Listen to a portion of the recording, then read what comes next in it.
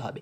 অর্থাৎ এক বেস থেকে আরেক বেস নেওয়ার জন্য আমাদের সর্বপ্রথম যে কাজ হচ্ছে ক্যালকুলেটরের যে মোড থেকে আমি সেটাকে বেস মোডে নিয়ে যেতে হবে। প্রথমে এই জন্য আমি করতে হবে মোড 2বার ক্লিক করব। ক্লিক করার পর এইখানে আসবে একটা বেস নামে একটা অপশন আসবে, যেখানে বলছে 3 নম্বর অপশনে ক্লিক করতে। আমি যদি 3 নম্বর অপশনে দিই তাহলে দেখো এখানে একটা ডি নামে লেখা প্রদর্শিত হচ্ছে। এই ডি দ্বারা বোঝাচ্ছে এটা হচ্ছে একটা ডেসিমাল নাম্বার এখন কি করবে, ইনপুট নিবে। ঠিক আছে, আমাদের এইখানে যে বেসটা আছে সেটা হচ্ছে 8 থাকা মানে আমরা বুঝতে পারি একটা অক্টাল নাম্বার। এই অক্টাল নাম্বারকে এখন আমি কি করতে হবে, বাইনারিতে নিতে হবে। দেখো এইখানে ওসিটি দেওয়া আছে, ওসিটি দ্বারা বোঝাচ্ছে অক্টাল সংখ্যা। বিআইএন দেওয়া আছে, বিআইএন দ্বারা বোঝাচ্ছে বাইনারি সংখ্যা।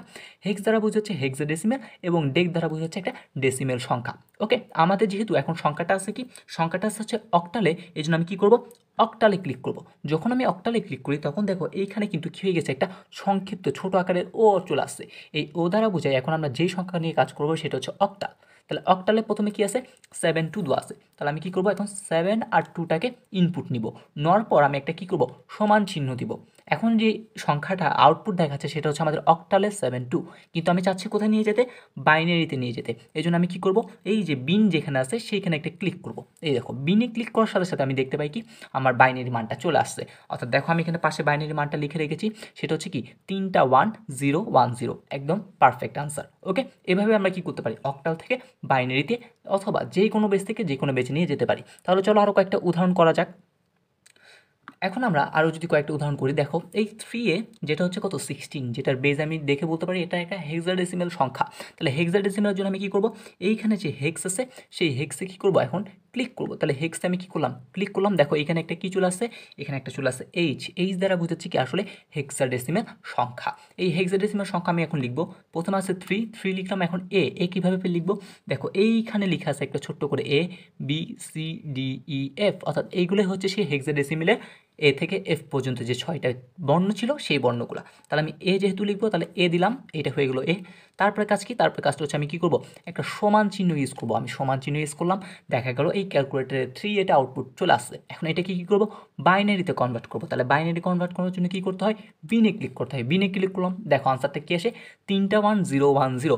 যেখানে আমরা আমাদের আনসারের সাথে যদি একটু মিলিয়ে দেখি, দেখো আমাদের আনসার কী ছিল, 3টা 1 0 1 0। কিন্তু এখন কোশ্চেন হচ্ছে সামনে 2টা শূন্য কোথায়, আসলে সামনে 2টা শূন্য দেওয়া যেই কথা, না দেওয়া কিন্তু কি সেম কথা, এই জন্য ক্যালকুলেটার আসেনি। ঠিক আছে, আচ্ছা এখন তাহলে আমরা আমাদের নেক্সট যে প্রবলেমটা আছে সেইটা একটু কি সমাধানের দিকে চলে যাই। দেখো নেক্সট প্রবলেমটা কি, নেক্সট প্রবলেমটা হচ্ছে একটা বাইনারি সংখ্যাকে কোথায় নিব, আমি অক্টালে নেওয়ার চিন্তা ভাবনা করতেছি।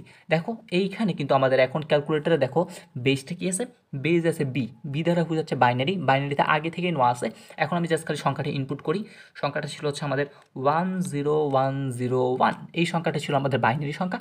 এটাকে এখন আমি যদি কী করি, একটা সমান চিহ্ন দিই, তাহলে এই বাইনারি সংখ্যাটা দেখালো। এখন এটাকে কী করবো, আমি এটাকে আমি চাচ্ছি অক্টালে নিব। অক্টালে নেওয়ার জন্য আমি কী করবো, অক্টে ক্লিক করবো। তাহলে অক্টে ক্লিক করলাম, আসলো কত 25, অর্থাৎ এই সংখ্যাটার বাইনারি মানটা কত 25। দেখো আমি আনসারটাও কী করে লিখেছি, লিখে রেখেছি। ঠিক আছে, আবার এই যে সংখ্যাটা ছিল এই সংখ্যাটাকে আমি চাচ্ছি এখন কোথায় নিতে, হেক্সাডেসিমেলে নিতে। ওকে, জাস্ট আমি কী করব, জাস্ট আমি এখন এইখানে হেক্সে ক্লিক করবো। এই দেখো হেক্সে ক্লিক করি, দেখো হেক্সাডেসিমেলে এই সংখ্যাটার মান হচ্ছে 15। দেখো আমিও কিন্তু এখানে আনসারটা লিখে রেখেছি, এটার আনসারটা হচ্ছে কত আমাদের 15। ওকে, এইভাবে খুব সহজেই কিন্তু তুমি কী করতে পারো, এক বেস থেকে অন্য বেসে যেতে পারো। আর ক্যালকুলেটরের মাধ্যমে তুমি সাধারণত যে ভগ্নাংশ ছাড়ার সংখ্যাগুলো, অর্থাৎ পূর্ণাংশ যে সকল আছে, অর্থাৎ পূর্ণ সংখ্যা যেগুলো, সেইগুলোর ম্যাথমেটিকগুলো সহজেই করতে পারো। ওকে, আচ্ছা তাহলে দেখো এখন আমরা আরেকটা কোশ্চেনে যাই। যেমন একটা অক্টাল নাম্বার থেকে আমি ডেসিমেল নাম্বারে যাব। একটা অক্টাল নাম্বার থেকে কোথায় যাব, ডেসিমেল নাম্বারে যাব। তাহলে অক্টাল নাম্বারে আগে যেতে হবে। দেখো এখানে বেজ আছে কি এইচ দ্বারা বোঝায় হেক্সাডেসিমেল নাম্বার, কিন্তু আমি যাব কোথায়, অক্টালে। তাহলে অক্টালের জন্য আমি কি করব, অক্ট ক্লিক করব। দেখো এখন বেজে গিয়ে চলে আসছে ও দ্বারা বোঝায় অক্টাল। অক্টালে কী কী আছে, 7 6 3। তাহলে আমি তারপর কী করবো, একটা সমান চিহ্ন দিলাম। এটা হচ্ছে কি অক্টালের নাম্বার। আমি যাব কোথায়, ডেসিমেলের জন্য কী করব, ডেকে ক্লিক করব। দেখো আসছে কত 499। এই দেখো আমাদের আনসারটা আছে 499, তার মানে একদম পারফেক্টলি মিলে গিয়েছে। ওকে, এখন আমরা আমাদের যে দাদাটা আছে সেটা হচ্ছে একটা হেক্সাডেসিমেল, এটাকে আমি দশমিকে নিয়ে যাব। দেখো কীভাবে নিয়ে যেতে পারি, তাহলে দাদা যেহেতু হেক্সাডেসিমেল নাম্বার, তাহলে প্রথমে আমি কী করতে হবে, হেক্সে ক্লিক করতে হবে। দেখো আমি হেক্সে যখন ক্লিক করছি তখন এখানে কী চলে আসছে, এইচ। ওকে, এখন আমি দাদা লিখবো। দাদা কীভাবে লিখতে পারি, দেখো দেখো এখানে একটা আছে ডি, তাহলে ডি, এইখানে ছিল এ দা, আবার এখানে হচ্ছে ডি, এই এ দাদা লিখে ফেললাম। দাদা লিখে আমি যদি ইকুয়াল দিই তাহলে দেখো এইরকমভাবে আমাদের দাদা লিখাটা প্রদর্শন করলো। এখন এইটাকে আমি কোথায় চাচ্ছি, এটাকে চাচ্ছি হচ্ছে আমি ডেসিমেল নাম্বারে নিতে। তাহলে ডেসিমেল নাম্বারে নেওয়ার জন্য কী করবো, জাস্ট ডেকে ক্লিক করবো। তাহলে ডেকে ক্লিক করলে কী আসে 56026। দেখো আমাদের আনসারটা 56026 একদম পারফেক্টলি মিলে গিয়েছে। ওকে, এভাবেই আমরা কি করতে পারি, এক বেজ থেকে আরেক বেজে নিতে পারি। আশা করি তোমরা এই জিনিসগুলো নিজেরাই করতে পারবে। ওকে, এখন আমি তোমাদের দেখাবো হচ্ছে কিভাবে ভগ্নাংশওয়ালা দুইটা সংখ্যার যোগ করা যায়। আসলে আমাদের পূর্ণ সংখ্যার যোগের ক্ষেত্রে কোনো সমস্যা হয় না, কিন্তু যখন ভগ্নাংশওয়ালা সংখ্যা যোগ করতে যাই তখন একটু প্রবলেম হয়। সেই প্রবলেমটা সলভ করার জন্য আমি এইখানে দেখো কিছু ম্যাথ করে রেখেছি। প্রথমে দুইটা সংখ্যা আছে 11.01, আরেকটা হচ্ছে 11.1, আরেকটা হচ্ছে কত 101.101। তিনটাই বাইনারি সংখ্যা যেগুলো আমি কী করবো এখন যোগ করব। এই যোগের জন্য আমাদের মেইন কাজ হচ্ছে সর্বোচ্চ অর্থাৎ পূর্ণাংশের সর্বোচ্চ কয়টা আছে আর ভগ্নাংশের সর্বোচ্চ কতটি সংখ্যা আছে আগে আমি সেটা বের করব। একটু যদি খেয়াল করো এইখানে এই তিনটা সংখ্যার মধ্যে পূর্ণাংশের সবচেয়ে বেশি সংখ্যা আছে কয়টায়, এইখানে কয়টা সংখ্যা, তিনটা সংখ্যা। আবার ভগ্নাংশে কয়টা সংখ্যা আছে সর্বোচ্চ, তিনটা, এটাও কি এখানে। তাহলে আমি কাজ করব যেটা সেটা হচ্ছে পূর্ণাংশে তিনটা সংখ্যা নিব, ভগ্নাংশে তিনটা সংখ্যা নিব।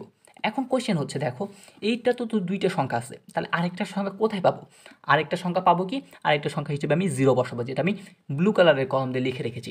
জিরো কেন বসালাম, কারণ আমরা জানি পূর্ণ সংখ্যার ক্ষেত্রে আমি সামনে যতই শূন্য দিই না কেন মানের কোনো চেঞ্জ হয় না, এই জন্য আমি কী করছি সামনে শূন্য দিয়েছি। এখন আমরা আসি এইটার ক্ষেত্রে, ভগ্নাংশের ক্ষেত্রে।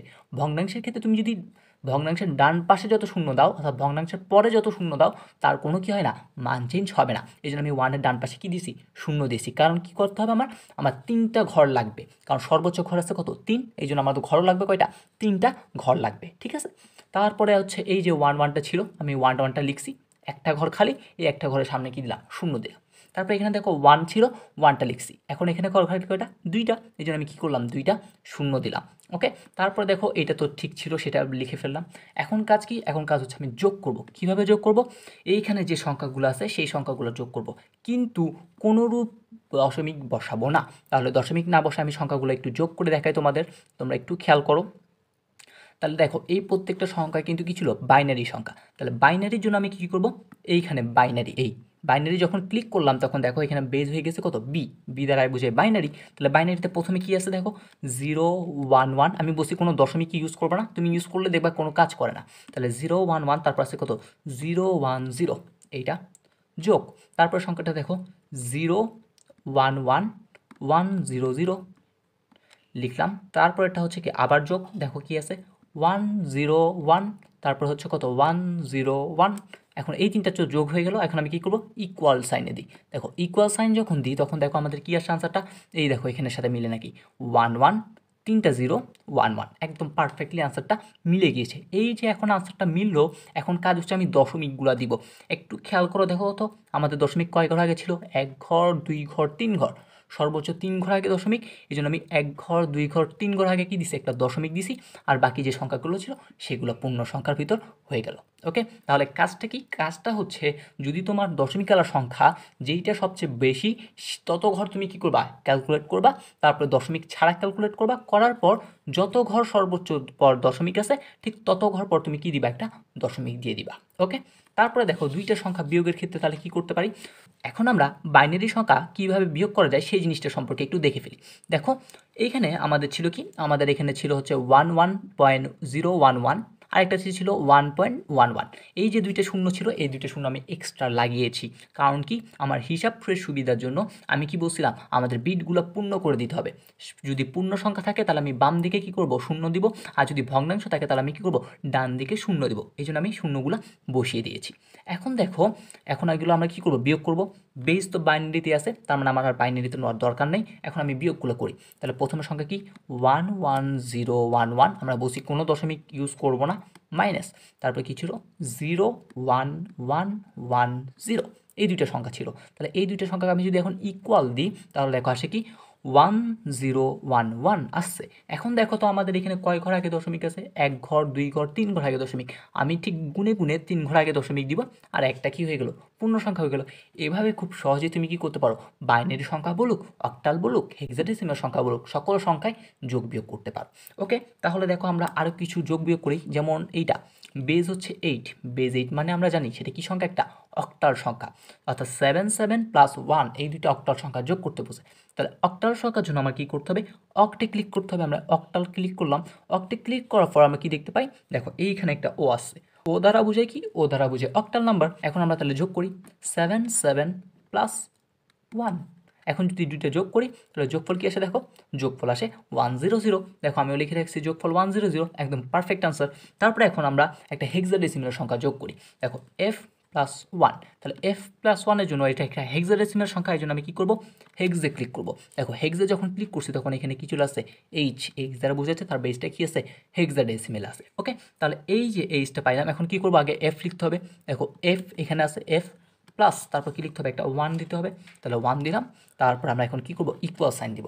তাহলে f প্লাস 1 মানে হচ্ছে কত, 10, যেটা আমাদেরও কিন্তু কি আনসারটা চলে এসেছে। ঠিক আছে, এভাবে খুব সহজে আমরা কি করতে পারি, রূপান্তরের কাজগুলো করতে পারি ক্যালকুলেটরের মাধ্যমে। এছাড়া আমাদের যে বিভিন্ন সংখ্যা পদ্ধতি যোগ এবং বিয়োগ রয়েছে সেগুলো আমরা খুব সহজেই করতে পারি, যা আমাদের এমসিকিউর জন্য যেমন হেল্প করবে, ঠিক সেমভাবে আমাদের সিকিউকে, অর্থাৎ সিকিউ আনসারটা সঠিক হয়েছে কিনা